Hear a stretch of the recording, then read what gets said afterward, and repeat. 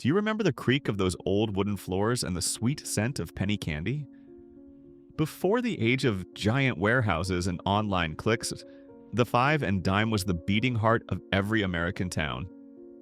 Today, we're stepping back in time to rediscover the lost empires that defined our childhoods and why they vanished forever. The Pioneer, Woolworth's King of Main Street. If we're talking about the golden age of five and dime stores in America, there's only one place to start. It's a name that for over a century became a symbol of every main street across the country. Woolworth's. But before it became a global empire, Woolworth's was just a daring idea. A risky gamble in the mind of a young man named Frank Winfield Woolworth. Let's travel back to 1879. Back then, shopping was a completely different experience. You'd walk into a store, stand behind a high wooden counter, and have to ask the clerk to show you an item. You weren't allowed to touch the goods. You didn't even know the price until you asked. It was formal, but it felt distant. Frank Woolworth changed all of that. He had a revolutionary vision. What if people could actually pick up the items they liked? What if everything in the store cost exactly 5 cents? His first attempt in Utica, New York was a total failure. People actually laughed at him, but Frank didn't give up. He moved to Lancaster, Pennsylvania, and on a warm June day in 1879, Woolworth's Great 5-Cent Store officially opened. This time, it wasn't just a store, it was a revolution.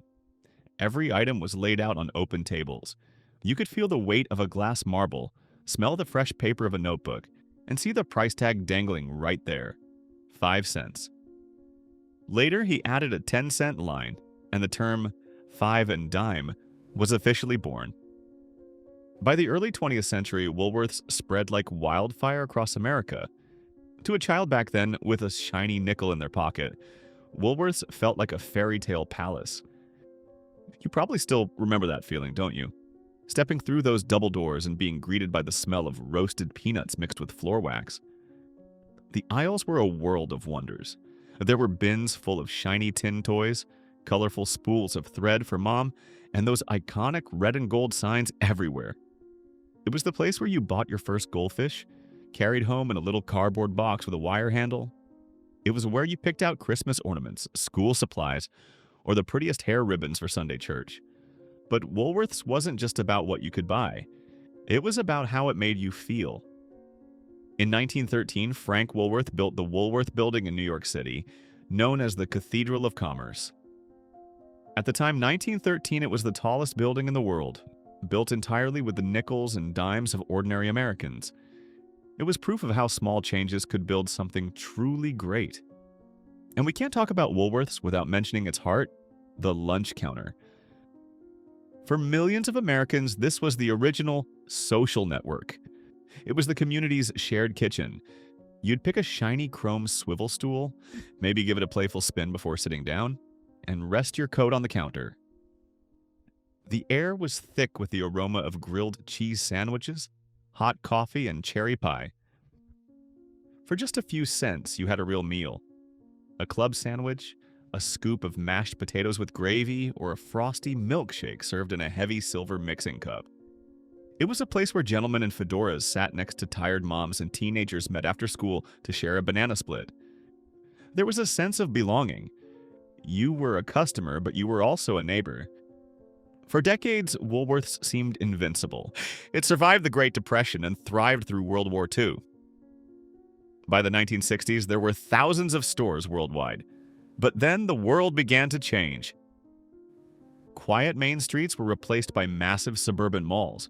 The cozy, personal shopping experience was swallowed up by giant, cold discount warehouses. Woolworth's tried to adapt. They opened larger stores and even bought a small shoe company called Kinney Shoes. Little did they know this side business would later become their only lifeline. In the 1970s, they developed a specialty athletic store called Foot Locker, but the red-fronted five and dimes we grew up with were struggling. One by one, the lights at the lunch counters went out. The wooden floors that held the footprints of generations were replaced by cold floor tiles. By the 1990s, the battle was over. In 1997, after 117 years of service, Woolworth's closed its last variety stores in the U.S. It was the end of an era. The company officially changed its name to Foot Locker Incorporated in 2001. So, the next time you walk past a Foot Locker in the mall, take a second to look at the floor.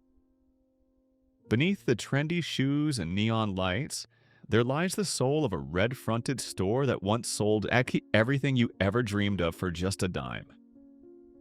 Do you remember the very first thing you bought at Woolworth's?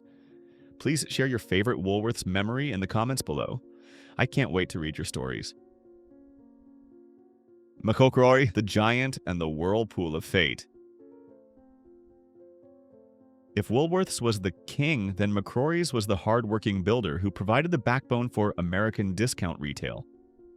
It started in 1882 in Scottsdale, Pennsylvania. Imagine a man named John G. McCrory. He wasn't into flashiness, he believed in volume and convenience. In just 3 short years, he grew from one small shop to 5 locations. And that was just the beginning. Here's a fascinating bit of history. Did you know that Sebastian KRESS, the man who later created the Kmart empire, was an early investor in McCrory's? That's right, the first lessons of modern retail were learned right in the aisles of McCrory's. McCrory's was the place where you could find everything under one roof. Need a sewing kit to fix your husband's shirt? McCrory's had it. Kids looking for a bag of colorful penny candy after school? McCrory's was ready. From housewares to cosmetics and the first plastic toys. McCrory's was like a magic bag for every American family. And of course, just like its brother Woolworth's, McCrory's had those legendary lunch counters. Remember those afternoons sitting on a swivel stool, holding a cold soda, and watching the world go by through the window? It was an essential part of our lives. But McCrory's history wasn't all roses. In 1933, during the height of the Great Depression, the company faced bankruptcy. But like a phoenix, it rose from the ashes under a new name: McCrory Stores. At its peak, McCrory's owned 1,300 stores nationwide. But then, a strange pattern began. McCrory's became a collector of dying brands. They bought G.C. Murphy, they took over TG&Y, and they swallowed up J.J. Newberry and KRESS. People used to joke, all roads for 5 and dimes lead to McCrory's before they disappear. It was like a graveyard of nostalgia, holding the final names of a passing era. By the 90s, the world was no longer what John G. McCrory had imagined. New giants like Walmart, with their massive parking lots and rock-bottom prices, pulled customers away from downtown. McCrory's sales dried up. In 1992, the company filed for bankruptcy again. They tried to hang on, crawling for another decade by selling off assets. But eventually, the end came.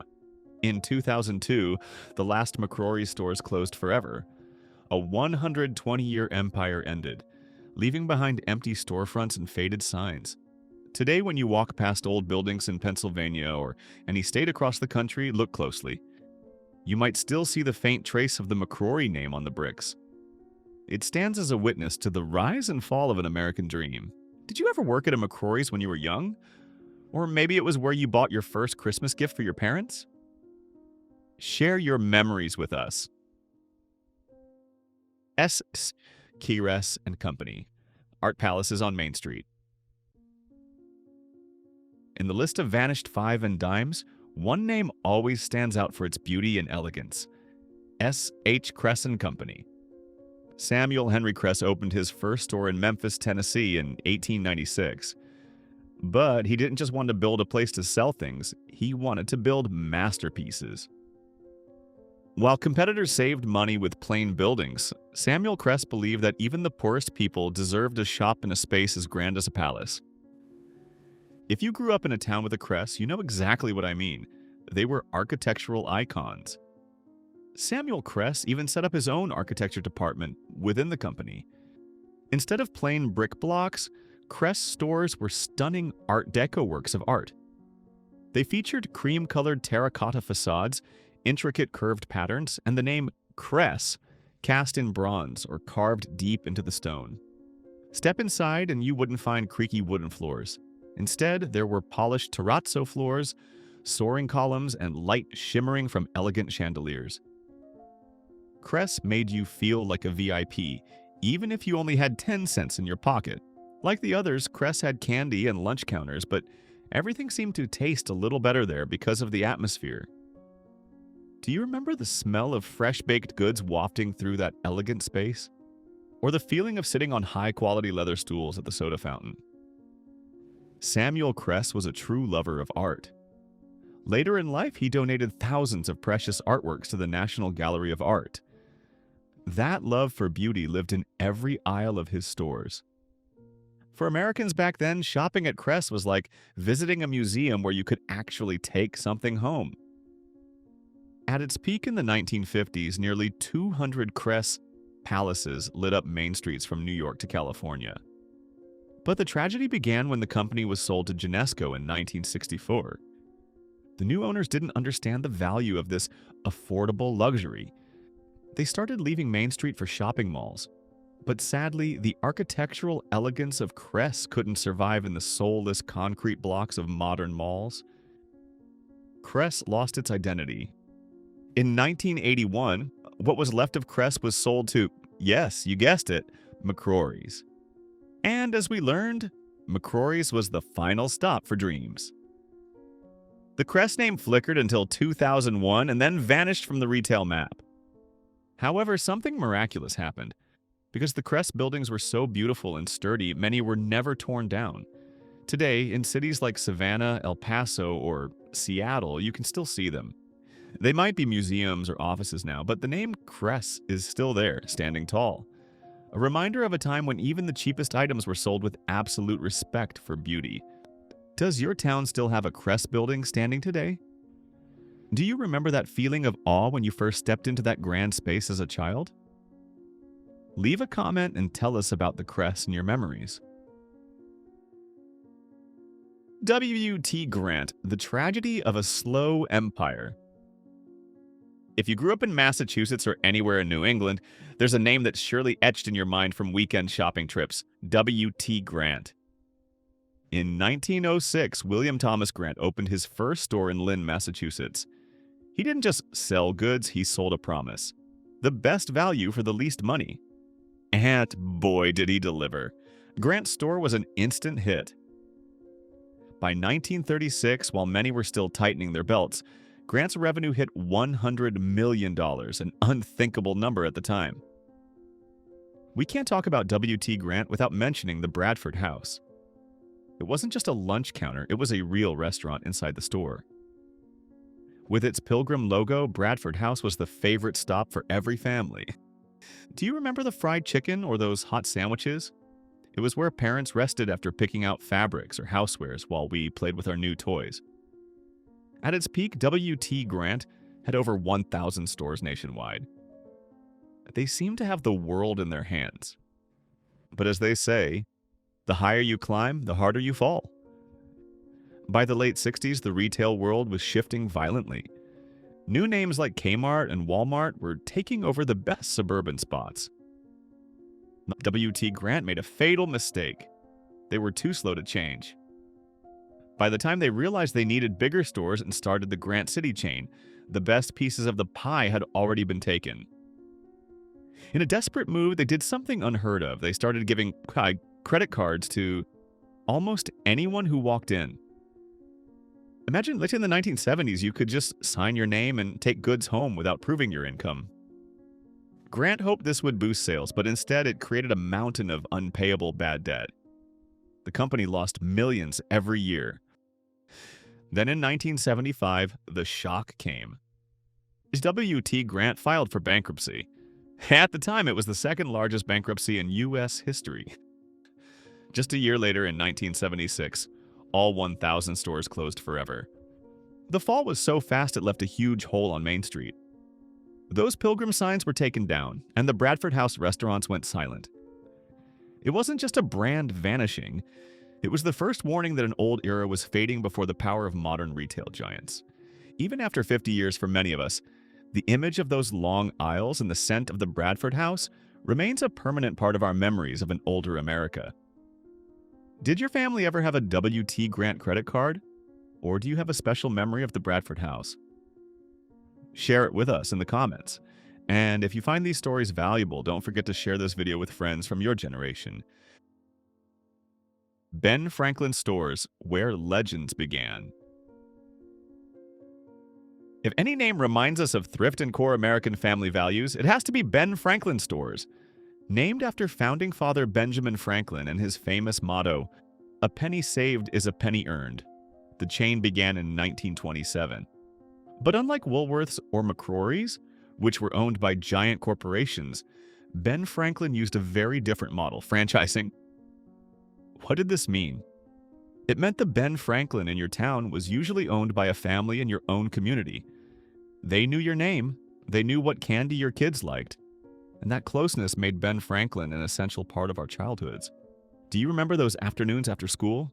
Riding your bike to the Ben Franklin on the corner? Pucks? It was a paradise of craft supplies, yarn for grandma, and especially the toy section, where you could stand for hours just staring at model kits or vinyl dolls. At its peak, there were 2,500 Ben Franklin stores across America. For many, it was the soul of the small town, the place where everyone met and shared daily news. But here's the most interesting part of Ben Franklin's history. It was the school for future retail giants. Can you believe it? Sam Walton, the founder of the Walmart empire, started his career by owning a Ben Franklin franchise in Newport, Arkansas in 1945.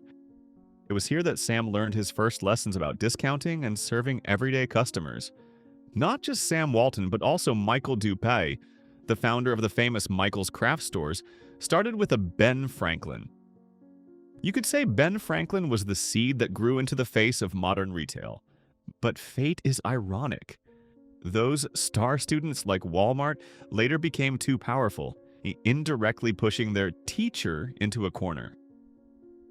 In the mid-90s, the parent company filed for bankruptcy. Those familiar red and white signs began to disappear. A company from Wisconsin tried to revive the brand in 1997, but they couldn't fight the tide of time and stopped in 2017. Luckily, the story isn't over. Today, a few Ben Franklin stores still exist in a few states, and Hawaii under Housemart. Though few remain, every time we see that name, we see a glimpse of a hardworking, thrifty America full of neighborly love.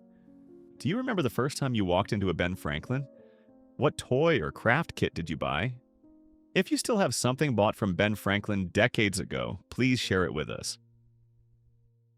G.C. Murphy and TG&Y. While Woolworth's and KRESS built skyscrapers and art palaces, other names chose to stay close to the working class in rural America. This is where G.C. Murphy and TG&Y wrote their own stories. Let's start with G.C. Murphy. Born in 1906 in McKeesport, Pennsylvania, the heart of the steel industry. Although the founder died shortly after, two former McCrory executives turned 12 failing stores into a thriving empire. Do you remember stopping by G.C. Murphy after a long workday? Murphy didn't need flash. They focused on the essentials: durable clothes, tools, and hearty meals at the counter. The miracle was that G.C. Murphy stood strong, stayed debt-free, and remained profitable even during America's darkest economic times. They even tested giant stores called Murphy's Mart. They were as resilient as the Pennsylvania steelworkers themselves. But in 1985, they were swallowed by the merger craze and vanished under McCrory in 2002. And now, let's head west to Oklahoma in 1936 to meet a name that people often joked stood for toys, games, and yo-yos. That was TG&Y. But the truth is more interesting. The name came from the initials of three best friends: Rodden Tomlinson, Les Gosselin, and Raymond Young. If you grew up in the South or Southwest, TG&Y was childhood heaven. With the slogan, "Your Family Center," they served everyone from remote rural areas to growing cities. At their peak, they had over 1,000 stores. TG&Y was special because even after being sold to a big Chicago corporation, and a co-founder, Raymond Young, stayed to run it until he retired. That was true commitment to the community. However, in the 80s, TG&Y's attempt to become a modern department store hit too much competition. McCrory appeared once more to gather what was left. There's a tragic and ironic detail. The TG and Walk name was officially erased in 2002. And strangely, that was the same year the last co-founder, Raymond Young, passed away. It was like a destined final period for a chapter of kindness and friendship in business. Did any of you ever misinterpret the name TG and Y as toys, games, and yo-yos like I did? Leave a comment so we can relive those beautiful memories. J.J. Newberry, the tough rival and the last lighthouse. If there was one name that truly made the Woolworth's empire nervous, it was J.J. Newberry. We go back to 1911 in Pennsylvania, the cradle of American retail dreams. John Josiah Newberry, a man with a sharp eye and rare determination, opened his first store. Soon his brothers joined him, and together they built a chain synonymous with quality and trust. Do you remember Newberry's bright red sign with glowing gold letters? Walking in, you'd see an unusual level of neatness, and of course the soul of Newberry was the lunch counter. At Newberry's, the lunch counter served warm, home-cooked meals for workers, office staff, and hungry kids. Remember the smell of those patty melts or hot bowls of soup? The servers in their neat uniforms and smiles, they weren't just selling food, they were selling kindness in the middle of a busy city. By the 1950s, J.J. Newberry was a force with over 500 stores nationwide. They didn't fear giants like Woolworth's. In fact, Newberry was famous for taking over smaller shops to expand. They were proof that a family business could become an empire by understanding every small need of the customer. But then, the destiny named McCrory appeared again. In 1972, J.J. Newberry was sold to the parent company of McCrory, and we all know where that script leads. To survive in a changing world, they tried a painful step, converting Newberry into a model called Dollar Zone. But loyal customers didn't find the soul of their old store in those dry discount aisles. The warmth was gone. The smiles of the lunch counter faded into the past. There is a touching truth. While every other chain fell, one J.J. Newberry in Portland, Oregon, stood strong like the last lighthouse of an old era. It stood there, holding onto the last memories of wooden floors and lunch counters. But in 2001, that lighthouse finally went out. The last Newberry in Portland closed forever, marking the end of a century-long empire. Looking at old photos of J.J. Newberry today, we don't just see a store. We see images of our parents, our own childhoods, and an America where every penny spent brought value and absolute respect. Did your parents ever take you to lunch at J.J. Newberry after church? Which dish do you remember most? Leave a comment so we can relive those sweet moments together. The era of the five and dime may have closed, but the memories of creaking floors and laughter at the lunch counter live on in our hearts. They were the soul of the community, holding the daily stories of an entire generation of Americans. Though the red signs have faded, the values of kindness and neighborliness they left behind will always be a part of us. 50 vintage 1960s supermarkets and old-fashioned grocery stores.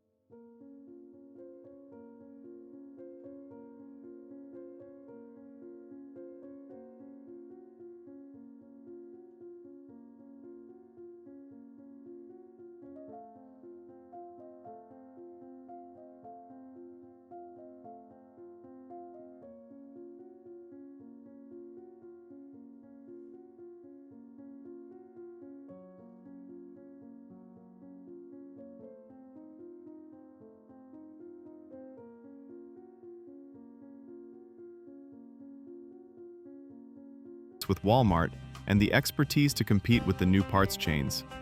This led to Western Auto gradually losing market share, losing mass-market customers to big box stores, and losing automotive enthusiasts to more professional rivals. The gradual loss of the Wizard brand. The Wizard brand, Western Auto's private label for a range of products from household goods to tools and auto parts, also suffered the same fate as the parent company. During its heyday, Wizard offered reliable and affordable alternatives to major brands.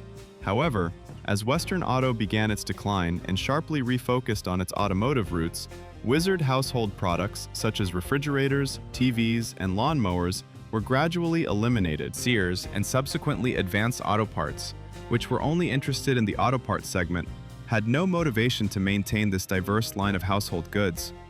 Although some Wizard automotive items, particularly batteries and parts, were still sold for a short time after the Sears acquisition, the Wizard brand generally ceased to exist as it once did. It became a victim of the broader decline of Western Auto. Today, some durable Wizard products, especially gardening equipment and tools, can still be found in the used goods market, and they carry a certain nostalgic value for those who remember using them during Western Auto's prosperous years. Furthermore, the associate stores, which were independent franchises, also represent a notable part of the legacy. When Advanced Auto Parts terminated the wholesale supply program in January 2004, many of these associate stores chose to continue operating independently, although they had to drop the Western Auto label and convert into local auto parts or hardware stores, seeking supply from other vendors. A few, such as the store in Whitesburg, still exist as a historical highlight, even though they are no longer officially associated with the Western Auto brand. Thank you for traveling back in time with me. If these stories touched your heart, please hit the subscribe button for Back to Yesterday so we can keep these old memories alive. Wishing you a peaceful day and see you on our next journey.